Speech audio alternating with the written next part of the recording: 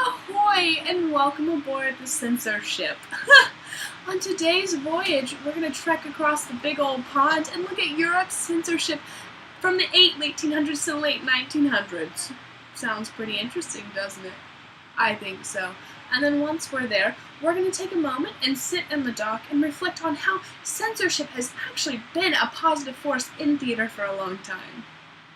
Let's just dive in, shall we? Alright. Let's start with the United Kingdom.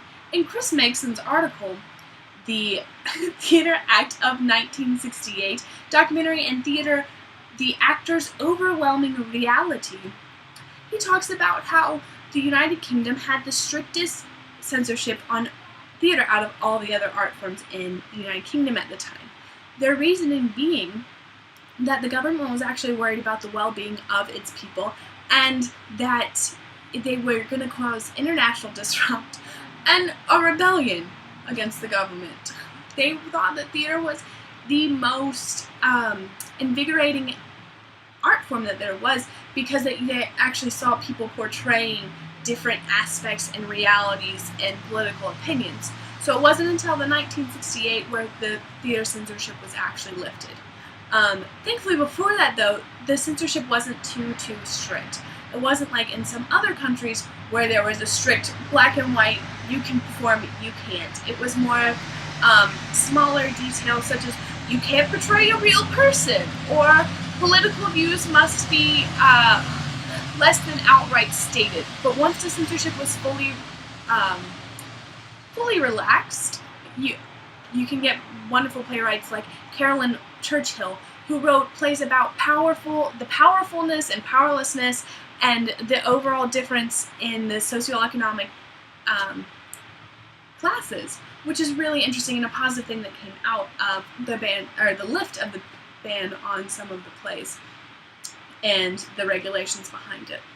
But enough about the United Kingdom. Let's grab a beer and head on over to Germany. Just kidding, don't really grab a beer, there's not time. The censorship in Germany, well, it's a little bit of a roller coaster ride there, to say the least. Like many European countries, the censorship waxed and waned, mostly waned, towards the end of the 1800s and beginning of the 1900s.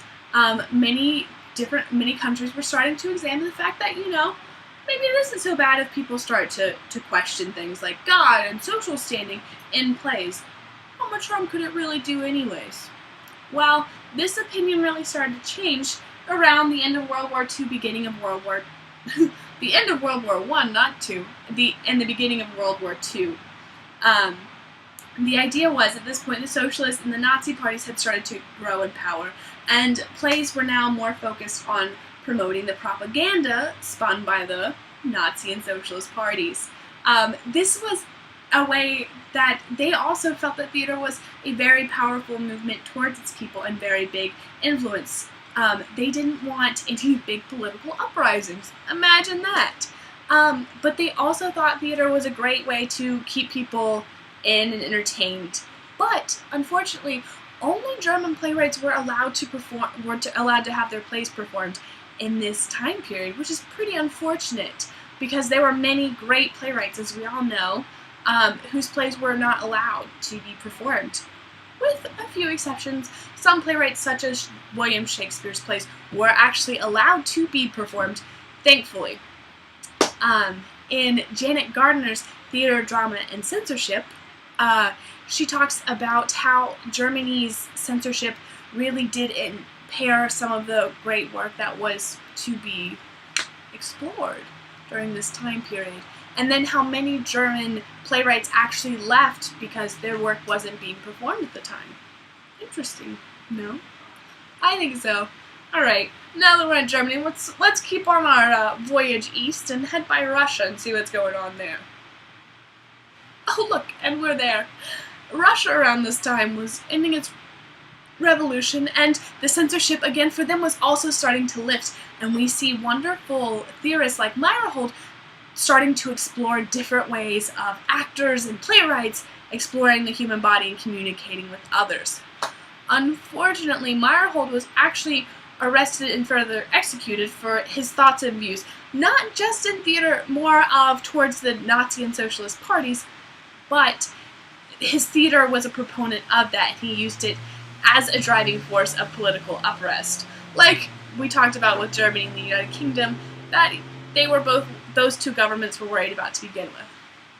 So once the Socialist Party came to rise, Stalin actually prohibited any types of plays that were not strictly socialist realism, which means all of those wonderful, wonderful isms that were going on at the time, Impressionism, Symbolism, Dadaism, Brechtian theater, epic theater, these great art forms that were moving weren't allowed to be performed in Russia or even examined, which was really bad in that there wasn't that progress happening there. So again, many playwrights, actors left in order to pursue their theater art in other countries that were freeing and allowing and accepting of these types of art form. So if you look at France, it's kind of the opposite of Germany and Russia. Even though they were a little bit stricter to begin with, they eventually did release their censorship pretty early, from about 1914 on, in another article by Janet Gardner, The Theater, Drama, and Censorship. And in our theater history textbook, Brockett talks about how Samuel Beckett was actually able to explore existential plays and really explore what it meant to be a human in existence and social standing and everything like that, which was really allowed because before censorship had been lifted, it was taboo and not accepted and allowed to have these type of plays. So once it was lifted, there was that freedom to go beyond, and it was kind of like you knew where to go because it was where you weren't allowed to go before. Making some sense? Alright, well, we've done a tour of Europe, and let's head over to the good US of old A. In the United States, we actually have never had official censorship laws. We've been protected under the United States Constitution, which means that any censorship enforcement was actually only done by local small governments, such as like a mayor or, a school or smaller governments. There wasn't the president saying, "Wow, you can't do that play."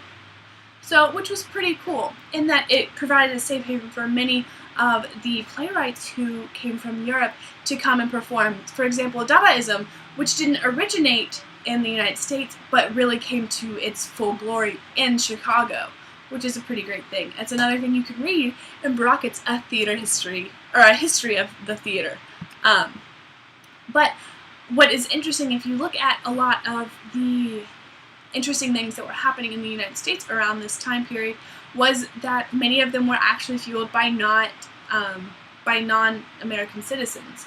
And the reason for that, I believe, is that we didn't have that censorship in that strict box that we had to stick within, so there wasn't that need to rebel, that need to fight the social norm and the standard of our theater. Not to say that there weren't people who did the experimental and epic theater and the avant-garde and all these great movements, but they didn't have that same fuel and that same desire, so there wasn't as much of a fight and as an impression of it.